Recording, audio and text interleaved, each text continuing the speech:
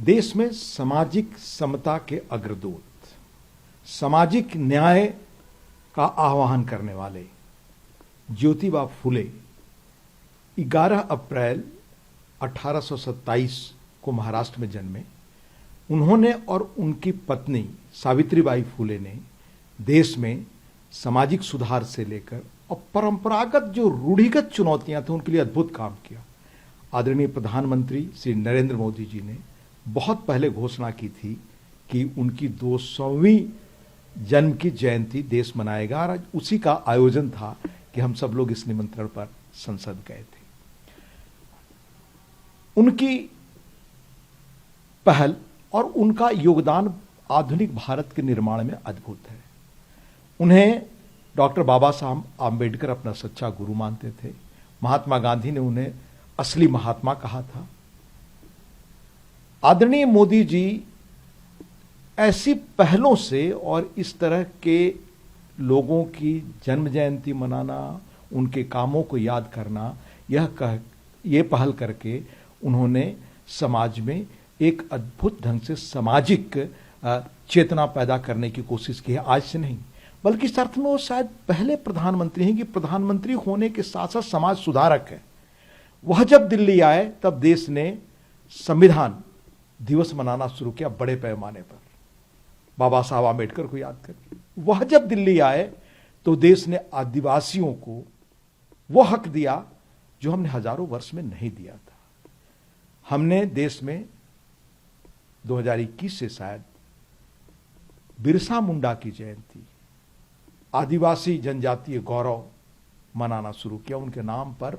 और आदिवासियों के लिए देश के अलग अलग हिस्सों में किस तरह से म्यूजियम्स बने, यानी वंचितों के लिए, महिलाओं के लिए, आदिवासियों के लिए और इनके लिए जिन लोगों ने काम किया समाज में, ज्योतिबा फुले जैसे, सावित्रीबाई जैसी महिला ने, उनको स्मरण करना, उनसे प्रेरणा ग्रहण करना, ये पहल प्रधानमंत्री जी की अद्भुत है।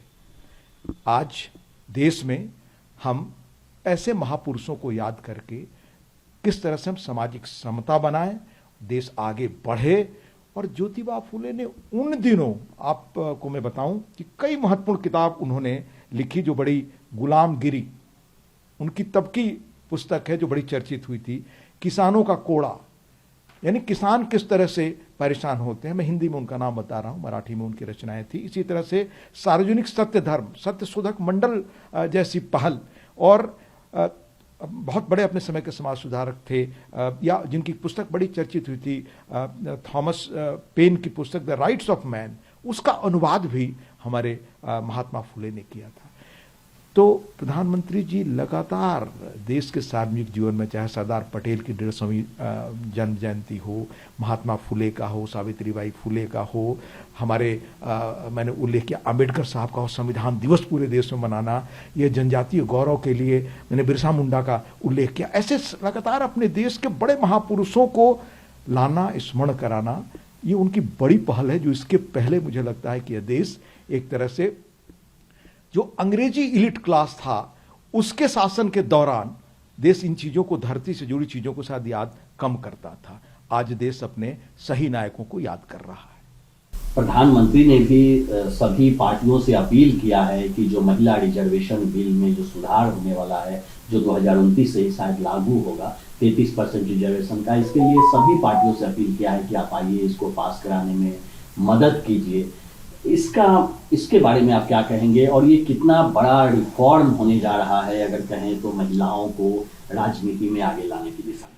मैं उल्लेख करूंगा कि महात्मा फुले की 200वीं जयंती आज हम मना रहे हैं। महात्मा फुले और सावित्रीबाई फुले ने सबसे पहले महिलाओं के लिए जो कुछ किया, विधवा महिलाओं के लिए उस वक्त जो शुरू किया, उसी पहल की अगली कड़ी है ये नारी वंदन अधिनियम।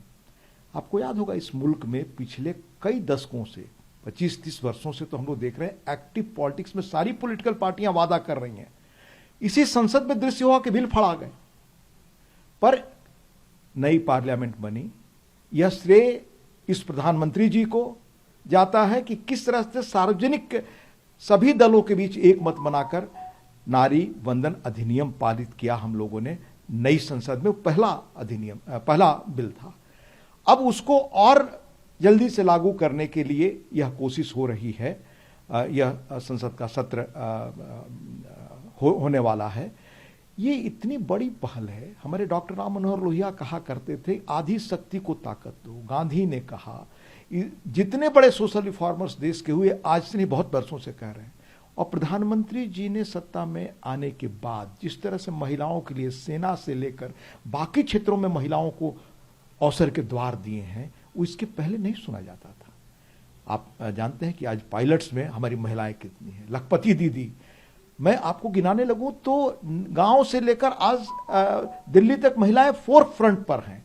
उनको संवैधानिक अधिकार देने का यह पहल, इसमें तो किसी को विरोध ही नहीं होना चाहिए। और प्रधानमंत्री के इस काम को मुझे नहीं लगता है कि इसको राजनीति से देखा जाना चाहिए। प्रधानमंत्री के काम का एक चेहरा मैं बताया कि इस रूप में वो अलग प्रधानमंत्री को सामाजिक सुधारों के भी अग्रदूत हैं।